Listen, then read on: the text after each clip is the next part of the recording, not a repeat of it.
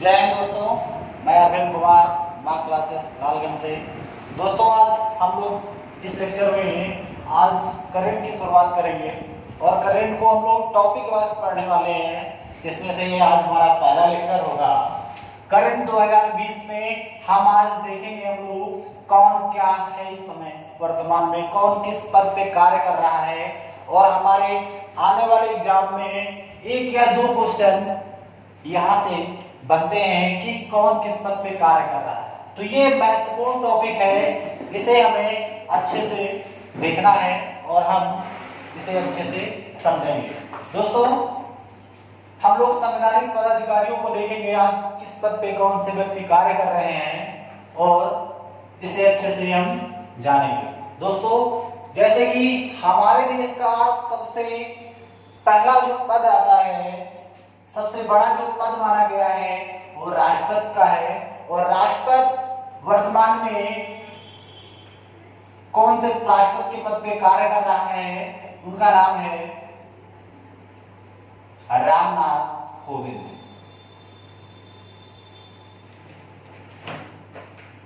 दोस्तों रामनाथ कोविंद ये भारत के वर्तमान में राष्ट्रपति के पद पर कार्य कर रहे हैं दोस्तों। और ये कौन से नंबर के राष्ट्रपति हैं दोस्तों, ये भी हमें याद रखना है। ये हमारे 14 नंबर के, ये भी हमें याद रखना है। ये 14 नंबर के हमारे राष्ट्रपति है रामनाथ कोविंद। ये इससे पहले बिहार के राज्यपाल भी रह चुके हैं। दोस्तों जो राष्ट्रपति का पद है ये हमारे देश के संविधान के अनुच्छेद 52 में इस पद का उल्लेख किया गया है कि भारत का एक राष्ट्रपति होगा। इसका उल्लेख हमारे संविधान के अनुच्छेद 52 में उल्लेख मिलता है। अगर भाग दोस्तों पूछ लिया जाए कि संविधान के किस भाग में राष्ट्रपति के पद का उल्लेख मिलता है तो भाग 5 में।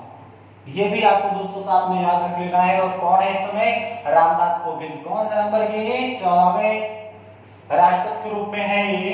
और आपको पता होगा दोस्तों ये भारत के पहले राष्ट्रपति थे। पंडित जवाहरलाल नेहरू तो प्रधानमंत्री थे दोस्तों, जो भारत के पहले राष्ट्रपति थे वो डॉक्टर राजेंद्र प्रसाद थे। और दूसरे राष्ट्रपति थे, आपको पता होना चाहिए दोस्तों, सर्वपल्ली राधाकृष्णन थे। तीसरे जाकिर हुसैन थे। चौथे बीबी गिल थे। पांचवें बीबी गिल के बाद बने फखरुद्दीन अली अहमद बने। और फखरुद्दीन अली अहमद के बाद बनते हैं नीलम संजीव रेड्डी। और नीलम संजीव रेड्डी के बाद बनते हैं ज्ञानी जैल सिंह। ज्ञानी जैल सिंह के बाद बनते हैं आर वेंकट रमण बनते हैं। और आर वेंकट रमण के बाद शंकर दयाल शर्मा बनते हैं। और हमारे शंकर दयाल शर्मा के बाद के आर नारायण बनते हैं। और के आर नारायण के बाद दोस्तों एपीजे अब्दुल कलाम बनते हैं। और एपीजे अब्दुल कलाम के बाद प्रतिभा पाटिल। और प्रतिभा पाटिल के बाद प्रणब मुखर्जी। और प्रणब मुखर्जी के बाद हमारे ये रामनाथ कोविंद जी 14वें नंबर के राष्ट्रपति के रूप में वर्तमान में कार्य कर रहे हैं। दोस्तों इनका जो कार्यकाल होता है वो 17 से 22। 2017 में ये भारत के राष्ट्रपति के रूप में निर्वाचित किए गए। और इनका जो कार्यकाल रहने वाला है वो 2022 तक रहेगा। दोस्तों राष्ट्रपति का जो निर्वाचन है कैसे होता है दोस्तों, हमें पता होना चाहिए कि राष्ट्रपति का जो निर्वाचन का उल्लेख किया गया है संविधान का एक आर्टिकल है 54। इस 54 में राष्ट्रपति के निर्वाचन के बारे में दोस्तों हम बात करते हैं कि भारत का जो राष्ट्रपति होता है उसका निर्वाचन कैसे होता है। तो आपको पता होना चाहिए दोस्तों कि भारत के राष्ट्रपति के निर्वाचन में संसद के दोनों सदनों के निर्वाचित सदस्य शामिल होते हैं। वो सदस्य नहीं शामिल किए जाते हैं जिनकी नियुक्ति राष्ट्रपति के द्वारा की गई हो, उन लोगों को शामिल नहीं किया जा सकता है और नहीं किया जाता है। ये भी आपको ध्यान दीजिएगा दोस्तों। तो संसद के दोनों सदन लोकसभा राज्यसभा के निर्वाचित सदस्य शामिल होंगे और राज्यों की विधानसभाओं के निर्वाचित सदस्य शामिल होंगे।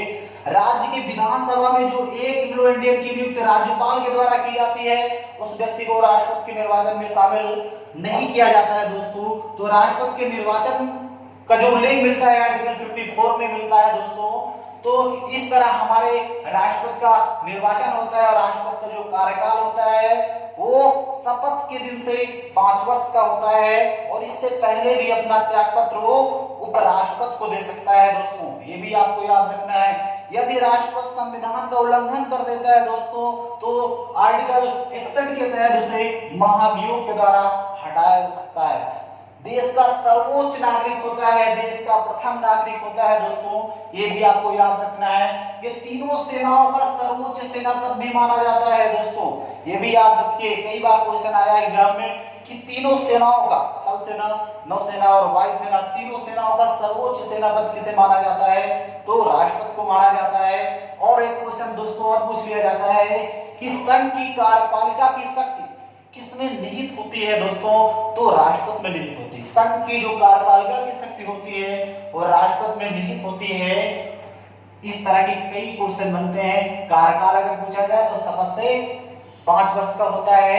और आपको पता होना चाहिएगा राष्ट्रपति के वेतन के बारे में पूछता है तो वर्तमान में कितनी 5 लाख रुपए कर दी गई है दोस्तों, ये भी याद रखिएगा। राष्ट्रपति को शपथ कौन दिलाता है, तो शपथ सुप्रीम कोर्ट का मुख्य न्यायाधीश दिलाता है। अगर वो नहीं होता है तो फिर वरिष्ठ न्यायाधीश शपथ दिलाता है। ये चीज क्वेश्चन भी कई बार पूछा गया दोस्तों। इस तरह हम राष्ट्रपति से संबंधित सभी पॉइंटों को जानेंगे दोस्तों। और वर्तमान में राष्ट्रपति कौन है, तो रामनाथ कोविंद है। कौन से नंबर के, 14 नंबर के हैं दोस्तों। इनके पद का उल्लेख कहाँ है, आर्टिकल 52 में। भाग पूछा जाए तो भाग 5 में। देखेंगे उपराष्ट्रपति।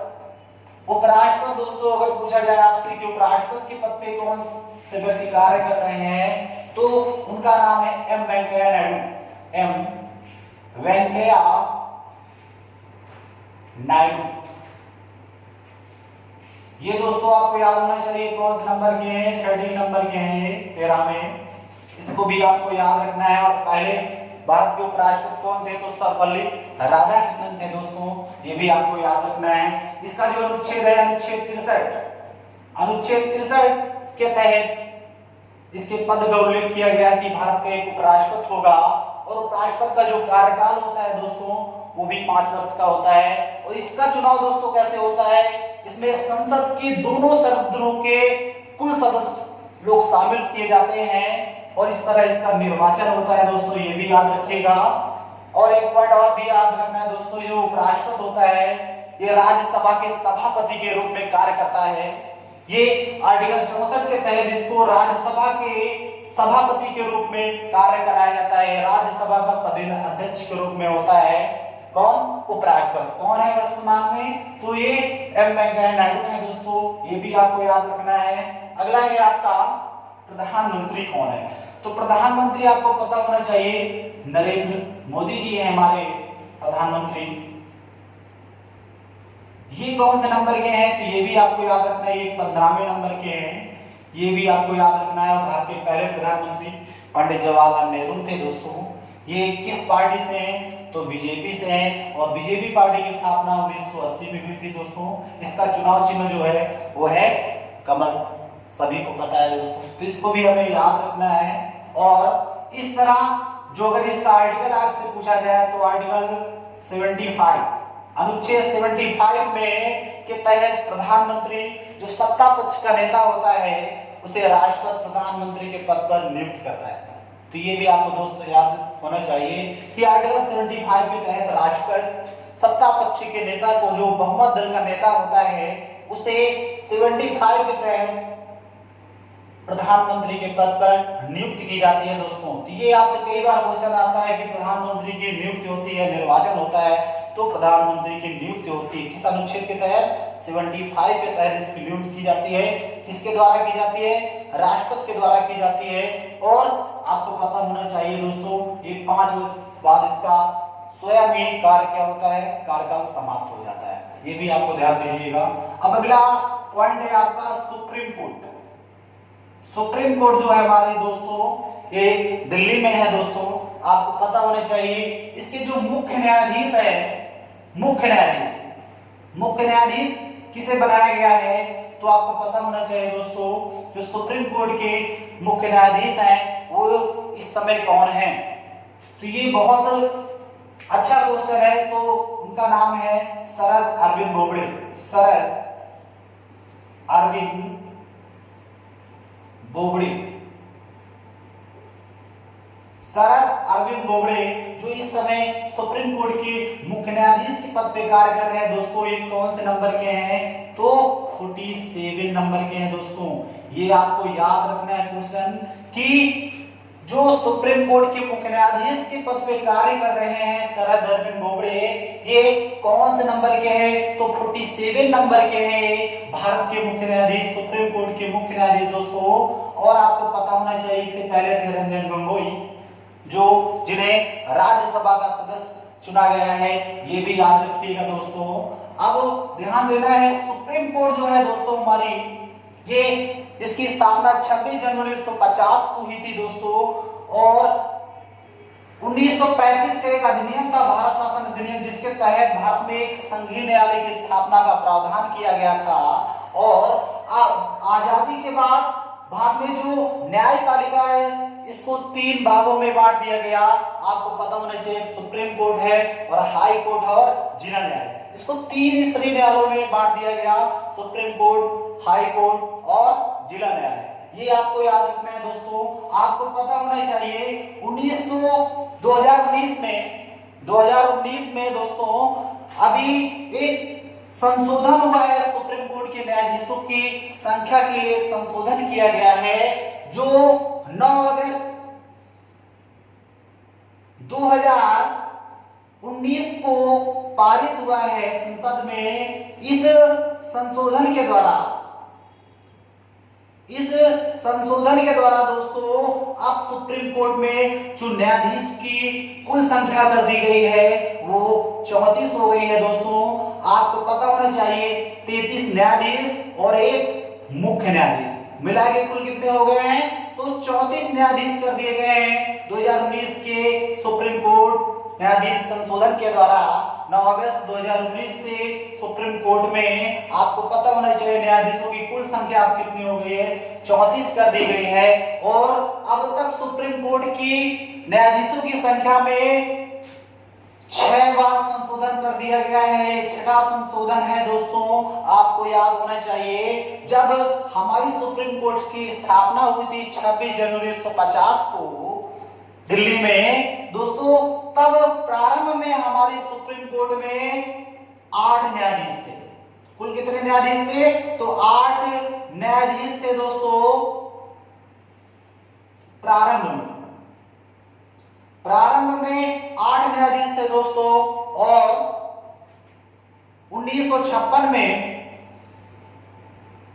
इसकी संख्या 11 कर दी गई दोस्तों, न्यायाधीशों की संख्या 11 कर दी गई। और 1960 में दोस्तों इसकी संख्या 14 कर दी गई। 1978 में दोस्तों इसकी संख्या 18 कर दी गई। और 1986 में दोस्तों इसकी संख्या 23 कर दी गई। और 2003 में दोस्तों इसकी संख्या 26 कर दी गई दोस्तों। 2009 में इसकी संख्या 31 कर दी गई। और 2019 में दोस्तों इसकी संख्या 34 कर दी गई। तो अब तक 6 बार संशोधन इसकी संख्या में किया जा चुका है। ये पहला संशोधन है, फिर दूसरा, ये तीसरा है आपका, ये चौथा है, ये 5वां और ये आपका 6ठा संशोधन है। तो इस तरह हमारे सुप्रीम कोर्ट में जो संख्या में संशोधन किए गए हैं वो 6 बार संशोधन की संख्या में किया जा चुका है दोस्तों। तो ये हमें याद रखना है इस तरह। अब दोस्तों ध्यान देना है आपको कि अब सुप्रीम कोर्ट में न्यायाधीशों की संख्या 34 हो गई है। और आपको पता होना चाहिए दोस्तों कि अब हमारे देश में हाई कोर्ट हो गए हैं, वो 25 हाई कोर्ट हो गए। कितने हाई कोर्ट हो गए हैं? तो 25 हाई कोर्ट हो गया है। जो 25वां हाई कोर्ट है, 25वां हाई कोर्ट जो बनाया गया है, ये 25वां हाई कोर्ट बनाया गया है, आंध्र प्रदेश के लिए बनाया गया है। इसकी स्थापना 1 जनवरी 2019 को की गई थी आंध्र प्रदेश की नई राजधानी अमरावती। ये भी याद रखना है दोस्तों कि अब देश में 25 हाई कोर्ट हो गए हैं और 25वां हाई कोर्ट आंध्र प्रदेश की राजधानी अमरावती में बनाया गया है, जिसके कार्यवाहक के रूप में पहले मुख्य राष्ट्रपति, वहां मुख्य न्यायाधीश के तौर पे किसे नियुक्त किया गया था? तो वो भी आपको याद होना चाहिए, प्रवीण कुमार। प्रवीण कुमार आंध्र प्रदेश हाई कोर्ट के कार्यवाहक के रूप में पहले मुख्य न्यायाधीश के पद पे कार्य किया था। और आंध्र प्रदेश के अगर देखा जाए पहले हाई कोर्ट के पहले मुख्य न्यायाधीश के कार्य करने वाले पहले न्यायाधीश कौन बने थे, तो उनका नाम था विक्रमनाथ।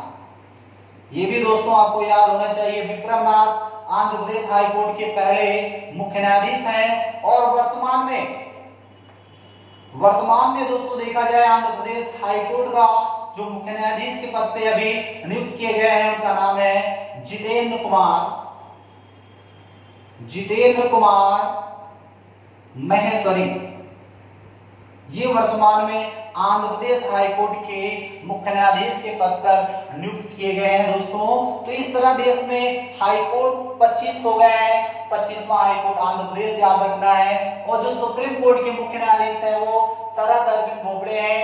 कौन से नंबर के हैं, 47वें नंबर के हैं। और अब सुप्रीम कोर्ट में दोस्तों सुप्रीम कोर्ट में कुल न्यायाधीशों की संख्या 34 हो गई है। और इसका संशोधन कब हुआ, तो 9 अगस्त 2019 को हुआ है, जिसमें 33 न्यायाधीश और एक मुख्य न्यायाधीश का प्रावधान किया गया है। और ये संख्या में 6ठी बार संशोधन किया गया है। प्रारंभ में सुप्रीम कोर्ट में 8 न्यायाधीश थे, 56 में 11 हो गए थे, 60 में 14 हो गए थे, 78 में 18 हो गए थे, 46 में 23 हो गए थे, और 2003 में 26 हो गए थे, और 2009 में 31 हो गए, और अब 2019 में 34 कर दिए गए दोस्तों।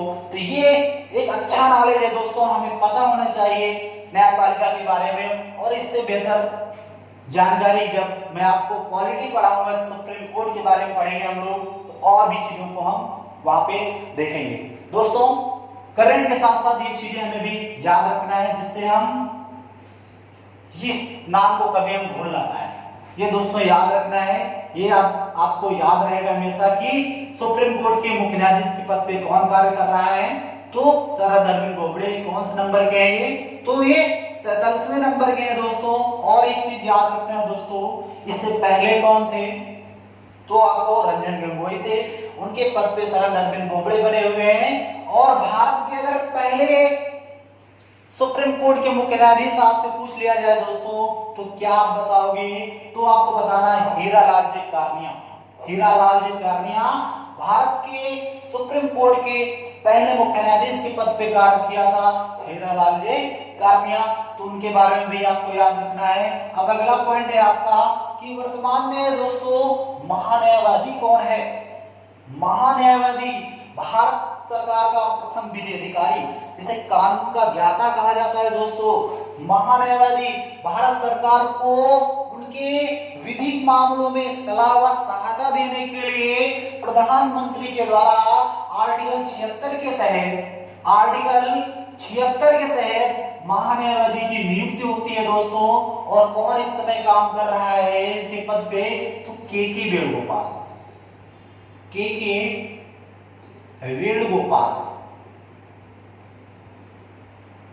के वेणुगोपाल महान्यायवादी के पद पे दोस्तों कार्य कर रहे हैं। और ये देश के कौन से नंबर के महान्यायवादी हैं, तो 15वें।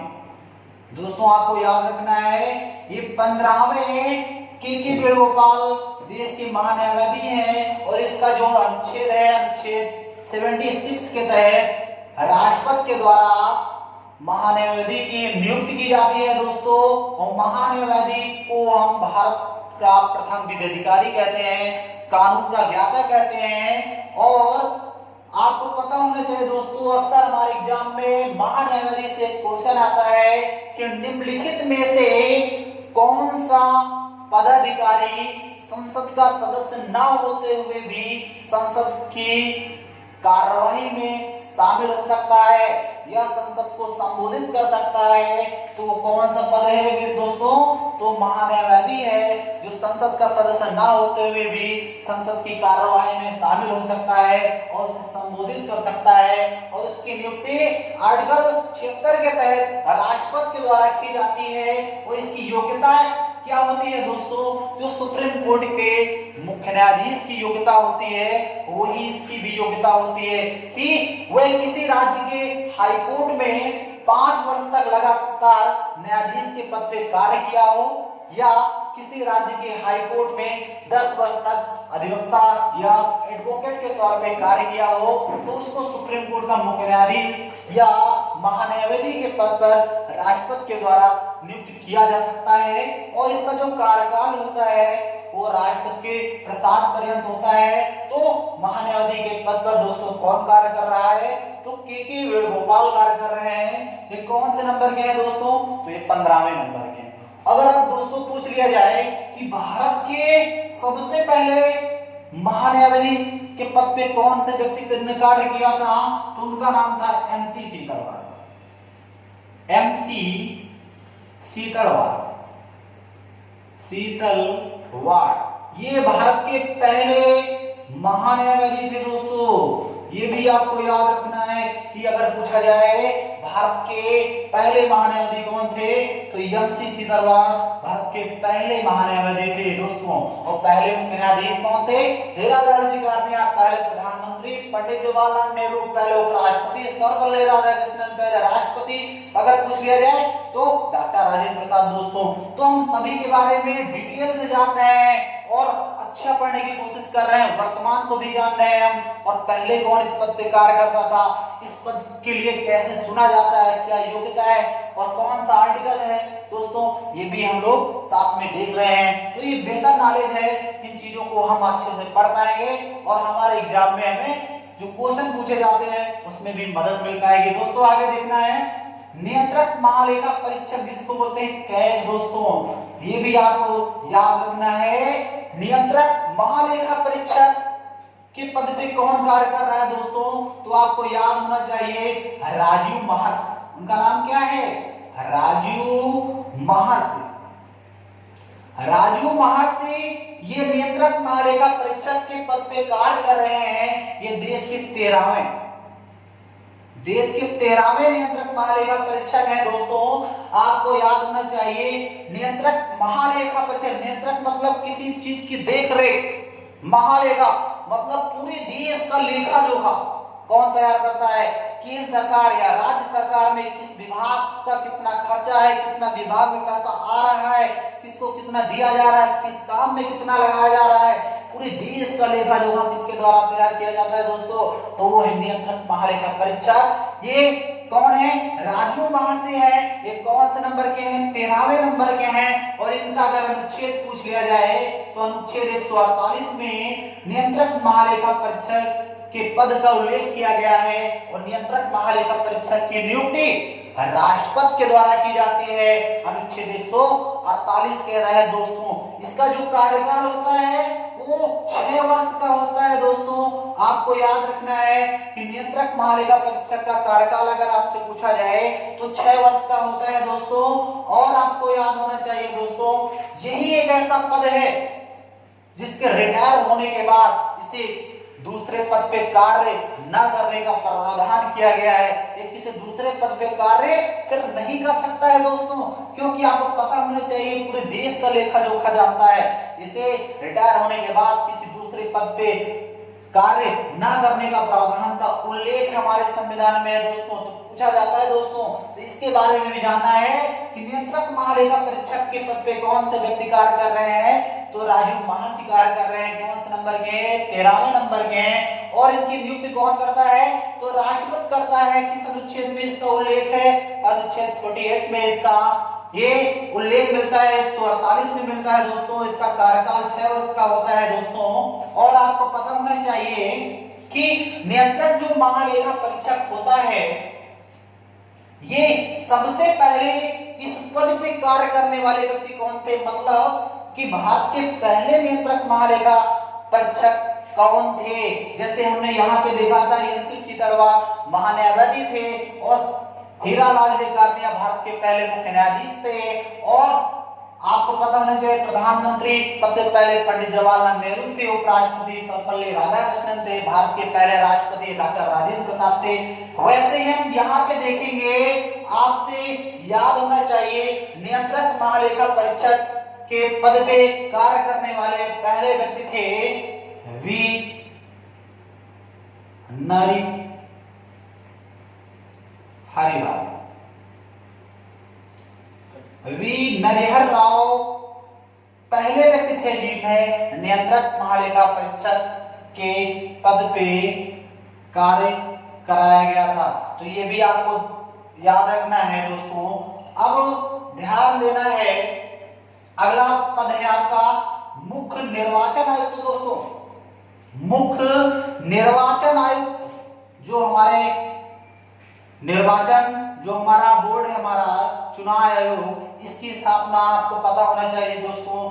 25 जनवरी 1950 को निर्वाचन आयोग का गठन किया गया था। 25 जनवरी को हम क्या मनाते हैं? मतदान दिवस के रूप में मनाते हैं दोस्तों, याद होना चाहिए। 25 जनवरी 1950 को निर्वाचन आयोग का गठन किया गया था दोस्तों, आपको पता होना चाहिए। अब ये निर्वाचन आयोग है, जो निर्वाचन आयोग के जो मुख्य निर्वाचन आयुक्त हैं वो कौन है? तो उनका नाम है सुनील अरोड़ा। सुनील अरोड़ा, ये आपको याद रखना है कि मुख्य निर्वाचन के पद पे कार्य कौन कर रहा है? तो सुनील अरोड़ा कर रहे हैं दोस्तों। अगर पूछा जाए भारत के पहले मुख्य निर्वाचन आयुक्त तो कौन थे दोस्तों? तो आपको याद रखना सुकुमार सेन थे। सुकुमार सेन, सुकुमार सेन ये भारत के पहले मुख्य निर्वाचन आयुक्त थे दोस्तों। अब वर्तमान में कौन है? तो सुनील अरोड़ा है। और दोस्तों एक बात और भी आपको याद रखना है, यहाँ पे एक मुख्य निर्वाचन आयुक्त होता है और दो उसके सहयोगी निर्वाचन आयुक्त भी होते हैं, और उनके बारे में भी हमें याद रखना है। तो जो दो लोग सहयोगी निर्वाचन आयुक्त हैं उनको भी हम जान लेते हैं। एक है आपके सुशील चंद्रा और दूसरे लोग निर्वाचन आयोग के साथ में कार्य कर रहे हैं अशोक लवासा।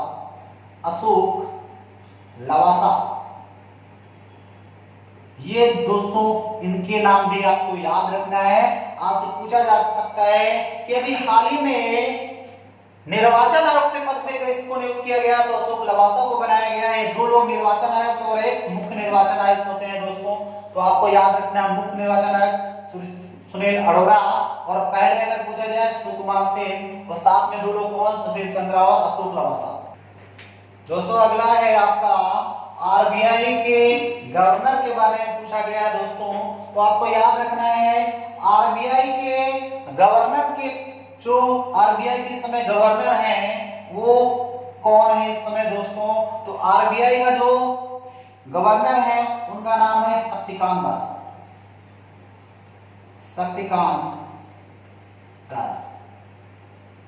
आरबीआई के गवर्नर अगर आपसे दोस्तों पूछा जाए वर्तमान में कौन है? तो शक्तिकांत दास है। ये 25वें आरबीआई गवर्नर के रूप में कार्य कर रहे हैं दोस्तों। और आपको पता होना चाहिए दोस्तों, अगर पूछा जा रहा है आरबीआई जानते होंगे सभी लोग दोस्तों, रिजर्व बैंक ऑफ इंडिया, ये भारत की केंद्रीय बैंक है। आपको पता होना चाहिए इसे बैंकों का बैंक भी कहा जाता है दोस्तों। वो कौन सी बैंक है? तो आरबीआई है। आरबीआई की जो स्थापना हुई थी दोस्तों 1 अप्रैल 1935 को की गई। इसका मुख्यालय मुंबई में बनाया गया है दोस्तों। जब इसकी स्थापना 1 अप्रैल 1935 को हुई थी तब भारत आजाद नहीं हुआ था, भारत गुलाम था, अंग्रेजों का गुलाम था दोस्तों। तब पूछा जाए अगर आरबीआई के सबसे पहले गवर्नर कौन थे तो हम क्या बताते हैं दोस्तों? ओसवार्न स्मिथ को बताते हैं। कौन से? ओसवार्न स्मिथ। ये आरबीआई के पहले गवर्नर थे दोस्तों। लेकिन जब हमारी आरबीआई जो बैंक है हमारी, इसका जो राष्ट्रीयकरण हुआ था वो कब हुआ था? तो आपको पता होना चाहिए 1 जनवरी 1949 को आरबीआई का जब राष्ट्रीयकरण हुआ तब हमारा देश आजाद हो चुका था दोस्तों। तो आपसे एक क्वेश्चन और भी यहाँ पे बनता है, पूछा जाता है कि स्वतंत्र भारत के आरबीआई के गवर्नर कौन थे? तो हम सीडी देशमुख को कहते हैं। कौन? सीडी देशमुख।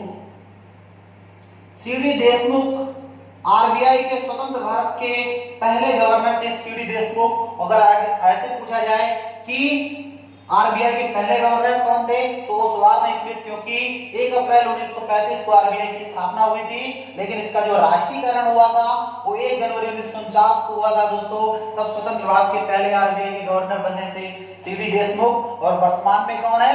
शक्तिकांत दास। ये कौन से नंबर के हैं? 25वें नंबर के हैं दोस्तों। तो ये भी आपको याद रखना है। और एक फैक्ट आपको ये चीज भी पता होनी चाहिए कि आरबीआई में एक गवर्नर होता है और 4 डिप्टी गवर्नर होते हैं दोस्तों। तो ये आपको याद रखना है कि आरबीआई के जो उप गवर्नर हैं वो 4 लोग हैं। लिख देता हूं। पहले एस विश्वनाथन,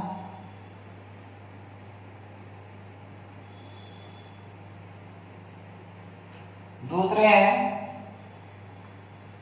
महेश कुमार जैन,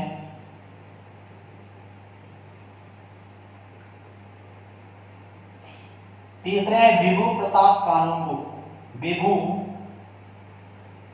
प्रसाद कानूनगो। दोस्तों ये भी याद रखना है, अभी हाल ही में विरल आचार्य जो थे उन्होंने इस्तीफा दे दिया था। आरबीआई के चौथे डिप्टी गवर्नर थे, उप गवर्नर थे, जिन्होंने इस्तीफा दे दिया था। उनके स्थान पे चौथे आरबीआई के उप गवर्नर माइकल पात्रा को बनाया गया है।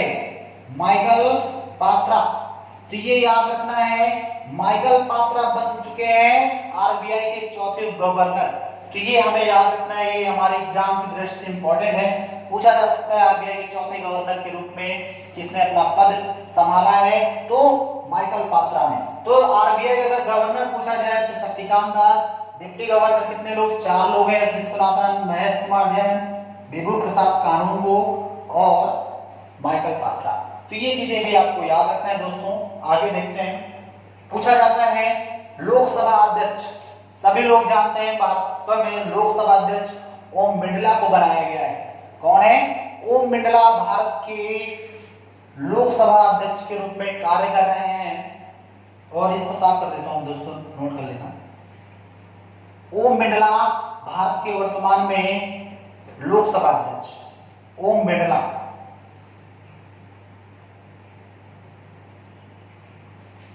ये आपको याद रखना, ओम बिड़ला भारत के लोकसभा अध्यक्ष हैं। लोकसभा आपको पता होना चाहिए, लोकसभा का जो गठन हुआ था 17 अप्रैल 1952 को लोकसभा का गठन किया गया था।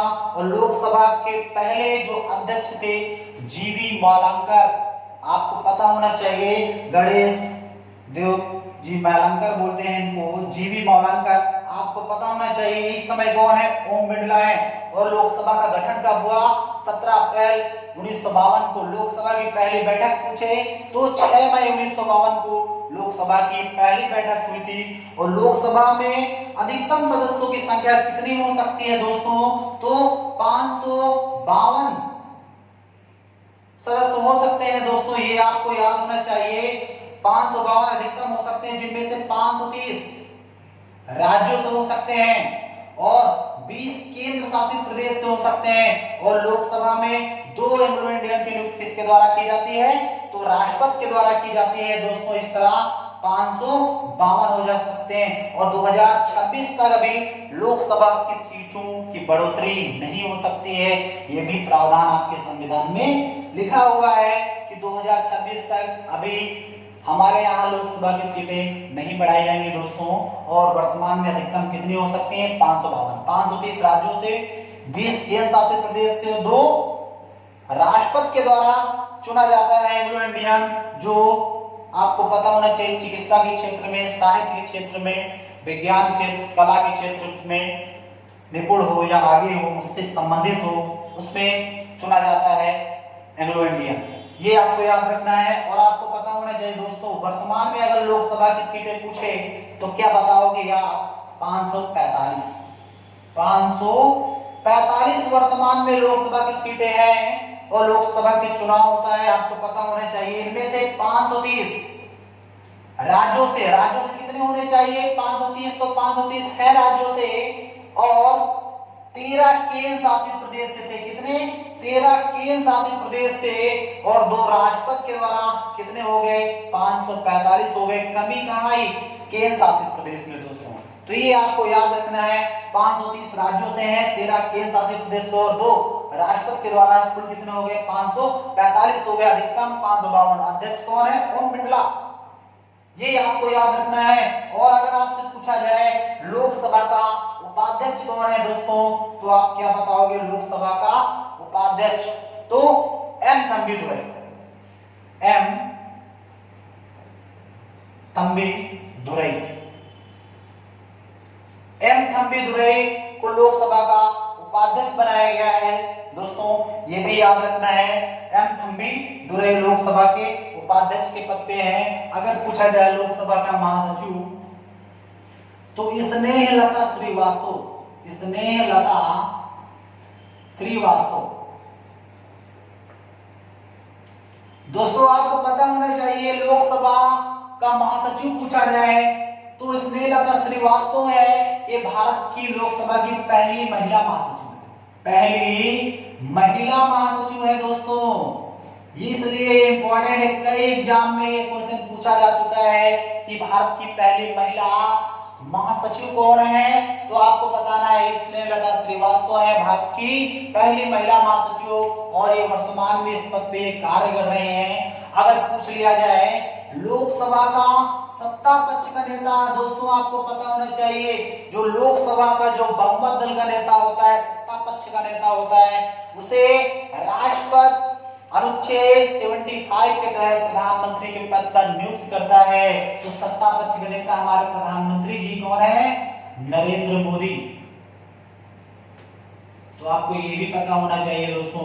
अगर विपक्ष का नेता पूछा जाता है लोकसभा का विपक्ष का नेता तो अजीत रंजन चौधरी, अजीत रंजन चौधरी, ये आपको याद रखना है दोस्तों। अब अगला प्रोटेम स्पीकर इसको बनाया गया वीरेंद्र कुमार को, वीरेंद्र कुमार को प्रोटेम स्पीकर बनाया गया था दोस्तों, ये भी याद रखना है। फिर अगला राज्यसभा का सभापति अगर आपसे पूछा जाए दोस्तों, हमने पीछे बताया था कि राज्यसभा के पद पे कार्य किसे कराया जाता है, तो होता है उपराष्ट्रपति होता है, क्योंकि राज्यसभा का पदेन अध्यक्ष, इसका उल्लेख आर्टिकल 64 में कहा गया है कि जो उपराष्ट्रपति होगा वो राज्यसभा का पदेन अध्यक्ष होता है। मतलब जो उपराष्ट्रपति होता है उस पद पे कार्य नहीं करता जिस पद पे उसे कार्य करना चाहिए।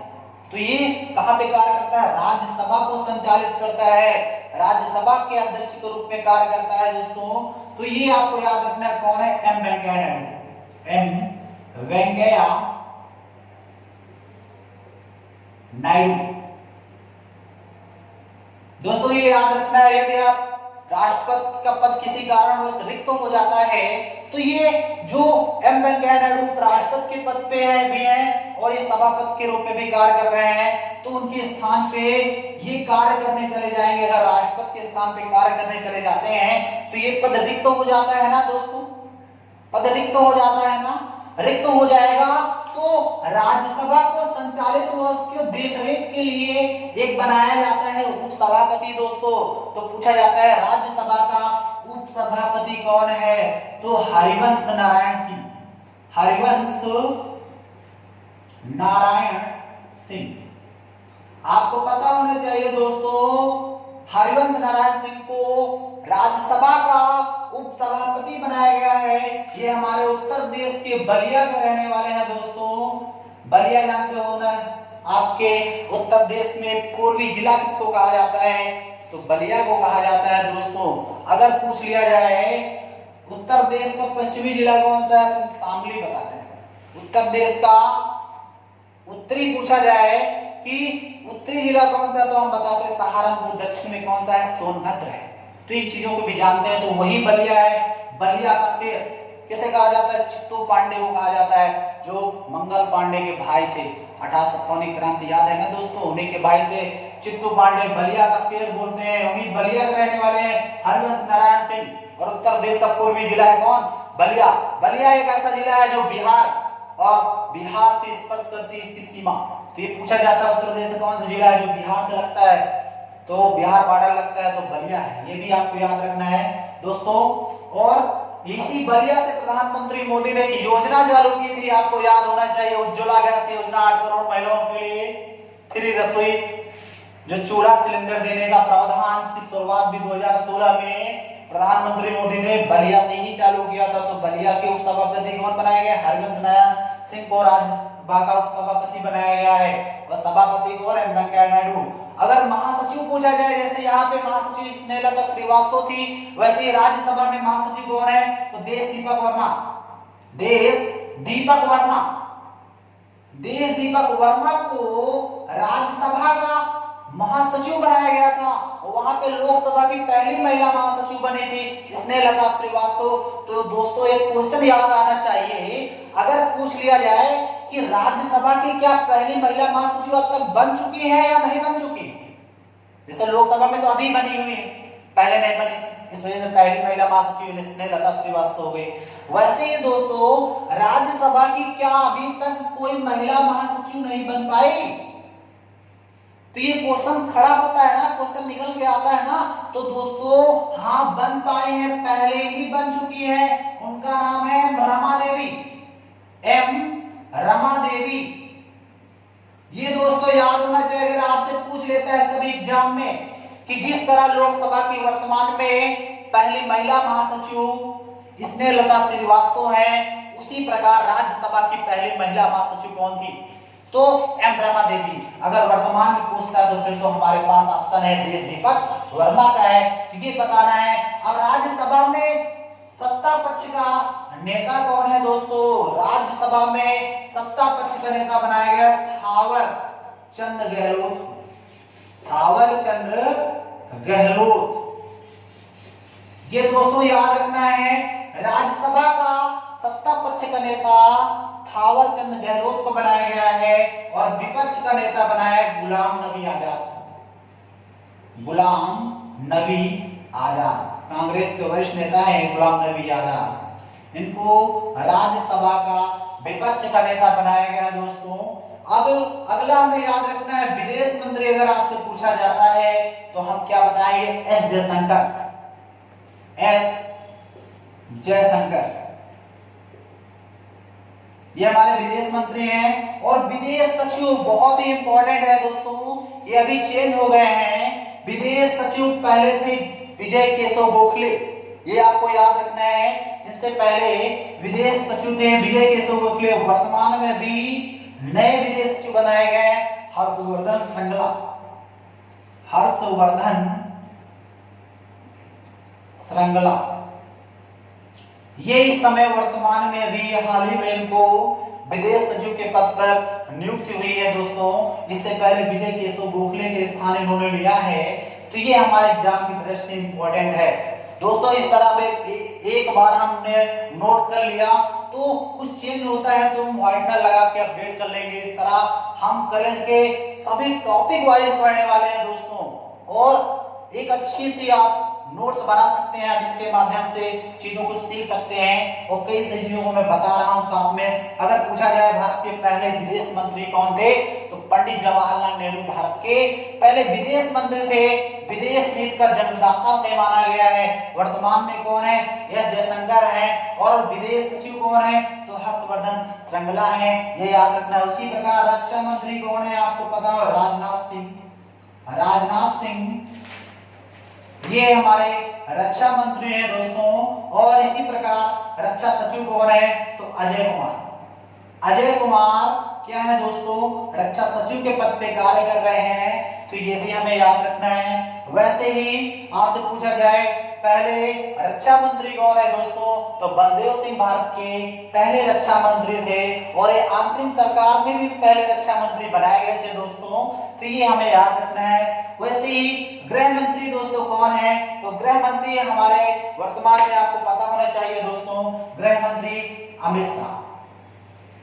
अमित शाह जी हमारे गृह मंत्री हैं। और अगर आप वैसे ही पूछे तो गृह सचिव कौन है, तो गृह सचिव आपको बताना है अजय कुमार भल्ला। अजय कुमार भल्ला को गृह सचिव बनाया गया है। वैसे ही दोस्तों एक आपका बचा हुआ है जो फेमस है, आपसे पूछा जाए वित्त मंत्री। वित्त मंत्री निर्मला सीतारमण। निर्मला सीतारमण दोस्तों, ये आपको पता होना चाहिए। हमारे वित्त मंत्री हैं, समय पहले रक्षा मंत्री भी थी, इस समय ये निर्मला सीतारमण को वित्त मंत्री बनाया गया है। और वैसे ही वित्त सचिव दोस्तों कौन है, वित्त सचिव कौन है दोस्तों, तो आपको पता होना चाहिए नए वित्त सचिव के तौर पे अभी बनाया गया है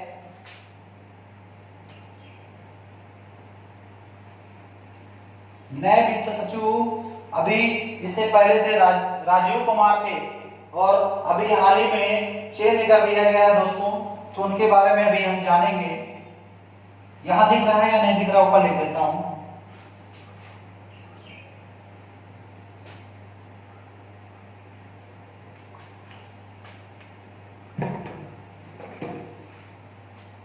वित्त सचिव के रूप में पढ़ देता हूं। टाइम दोस्तों ज्यादा हो गया है, इस वजह से अभी कई सारी चीजें आपको बताना है, तो लेक्चर 2 में हम लोग कवर करेंगे दोस्तों उसको। काफी सारी चीजें हैं अभी हमें सीखना है, तो ये विधवा चीजों को हमने जाना है वास्तव में दोस्तों। मैं आशा करता हूँ कि आप लोगों को बेहतर समझ में आया होगा, और अगर आपको अच्छा लगा हो दोस्तों तो चैनल को सब्सक्राइब करें, शेयर करें और लाइक करें। जय हिंद दोस्तों।